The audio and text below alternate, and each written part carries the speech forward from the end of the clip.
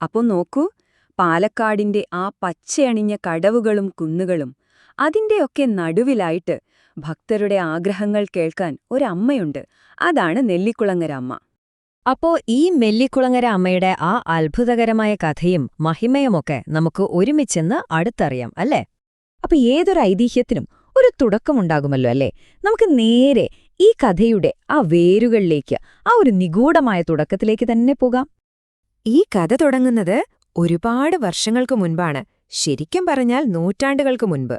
ഒരു നെല്ലിമരം, അതിങ്ങനെ ചുറ്റിപ്പറ്റി ഒരു കുളം. ആ കുളത്തിന്റെ കരയില് എന്തോ ഒരു ദിവ്യശക്തിയുടെ സാന്നിധ്യം ആളുകൾക്ക് അനുഭവപ്പെട്ടു തുടങ്ങി. അങ്ങനെയിരിക്കെ രാത്രിയുടെ ആ ഒരു നിശബ്ദതയില് നാട്ടുകാരവിടെ ഒരു വല്ലാത്ത പ്രകാശം കാണാൻ തുടങ്ങി. ഒരു അസാധാരണ പ്രകാശം. അത് ശരിക്കും പറഞ്ഞാൽ മറ്റൊന്നുമായിരുന്നില്ല, ആ മണ്ണിൽ ദേവിയുടെ സാന്നിധ്യം ഉറപ്പിക്കുന്നതിന്റെ ആദ്യത്തെ അടയാളം അതായിരുന്നു. അപ്പോ ഈ സ്ഥലത്തിന് എങ്ങനെയാ നെല്ലിക്കുളങ്ങര എന്ന പേര് വന്നതെന്നറിയാമോ? അത് കേൾക്കാൻ നല്ല രസമാണ്. ആ നെല്ലിമരവും കുളവുമുള്ള സ്ഥലം ദേവി തന്നെ തിരഞ്ഞെടുത്തതാണത്രേ. അതുകൊണ്ടാണ് ആ പേര് വന്നതെന്നാണ് വിശ്വാസം. അങ്ങനെ ദേവിയുടെ സാന്നിധ്യം അവിടെ ഉറച്ചതോടെ അമ്മയുടെ ശക്തിയുടെ രണ്ട് പ്രധാനപ്പെട്ട ഭാവങ്ങളെക്കുറിച്ച് ആളുകൾ പതിയെ പതിയെ മനസ്സിലാക്കി തുടങ്ങി. അതില് ആദ്യത്തേത് അമ്മയുടെ ആ കരുണയും സംരക്ഷണവുമൊക്കെ നിറഞ്ഞ രൂപമാണ്. അതായത് കുടുംബത്തിന് ഐശ്വര്യവും കുട്ടികൾക്ക് നല്ല ആരോഗ്യവും അസുഖങ്ങൾക്കൊക്കെ ശമനവും നൽകി അനുഗ്രഹിക്കുന്ന ഒരു ഭാവം. ഭക്തർക്ക് ഉറച്ച വിശ്വാസമാണ് അമ്മയുടെ ഒരു നോട്ടം മതി ജീവിതം തന്നെ മാറിമറിയാൻ.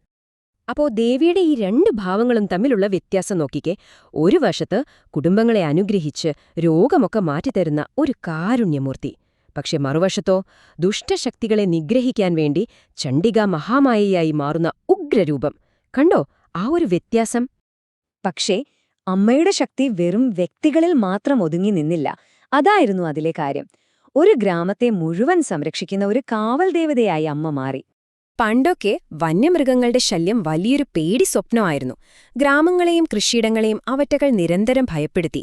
വേറെ വഴിയില്ലാതെ നിസ്സഹായരായ ഗ്രാമവാസികൾ അമ്മയോട് കരഞ്ഞു പ്രാർത്ഥിച്ചു, രക്ഷിക്കണേ എന്ന്. അധികം വൈകിയില്ല. ഗ്രാമത്തിന്റെ അതിർത്തിയിൽ ആർക്കും തകർക്കാൻ പറ്റാത്തൊരു ശക്തി വന്നു നിന്നു. അതോടെ എല്ലാ ഭീഷണികളും ഒഴിഞ്ഞുപോയി എന്നാണ് കഥ. അങ്ങനെ അമ്മയോടുള്ള ആ ഭക്തിയുണ്ടല്ലോ, അത് അതിന്റെ ഏറ്റവും പാരമ്യത്തിലെത്തുന്നത് എപ്പോഴാണെന്നറിയാമോ? കേരളത്തിലെ തന്നെ ഏറ്റവും കേൾവികേട്ട ഉത്സവങ്ങളിലൊന്നായ നെന്മാറ വല്ലങ്ങിവേലയിലാണ്. അതൊരു ഒന്നൊന്നര കാഴ്ചയാണ്. പഞ്ചവാദ്യത്തിന്റെ നാദം, ചെണ്ടമേളത്തിന്റെ ആവേശം, തലയെടുപ്പുള്ള ഗജവീരന്മാർ, വാനോളം ഉയർന്ന കൊടിമരങ്ങൾ, പിന്നെ പൂരക്കുതിര, ഇതെല്ലാം ചേർന്ന് അമ്മയോടുള്ള ഒരു നന്ദി പ്രകടനമാണ് ആ വേല എന്ന് പറയുന്നത്. ഈ പറയുന്നതിൽ എല്ലാമുണ്ട്. ആ വേലയുടെ ആത്മാവെന്താണെന്ന് ഇത് കൃത്യമായി പറയുന്നുണ്ട്. ആ ചെണ്ടമേളത്തിന്റെ ഓരോ താളത്തിലും പൂരക്കുതിരയുടെ ഓരോ ചുവടിലും ശരിക്കും നിറഞ്ഞു നിൽക്കുന്നത് അമ്മയോടുള്ള അടങ്ങാത്ത ഭക്തിയാണ്, വേറൊന്നുമല്ല.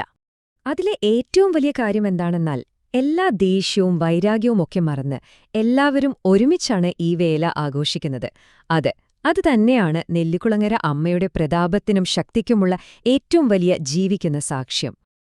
അപ്പോ ഈ വലിയ ആഘോഷങ്ങളും ആരവങ്ങളുമൊക്കെ ഒരു വശത്ത്, പക്ഷെ അതിനെല്ലാം അപ്പുറം ഈ ഐതിഹ്യത്തെ തലമുറകളായിട്ടിങ്ങനെ മുന്നോട്ടു കൊണ്ടുപോകുന്നത് എന്താണെന്നറിയാമോ?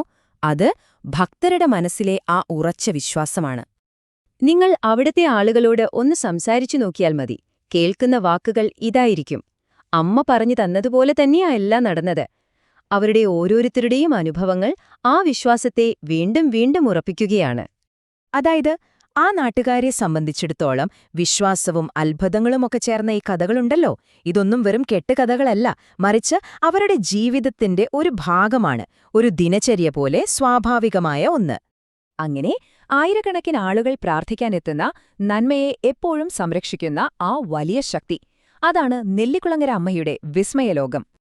അപ്പോ ഇതെല്ലാം കേട്ട് കഴിയുമ്പോൾ നമ്മുടെ മനസ്സിൽ ഒരു ചോദ്യം വരും, അല്ലേ? ഇത്രയും ഉറച്ച വിശ്വാസം അത്ഭുതങ്ങളുമായി കൂടിച്ചേരുമ്പോൾ യഥാർത്ഥത്തിൽ എന്തായിരിക്കും സംഭവിക്കുന്നത്?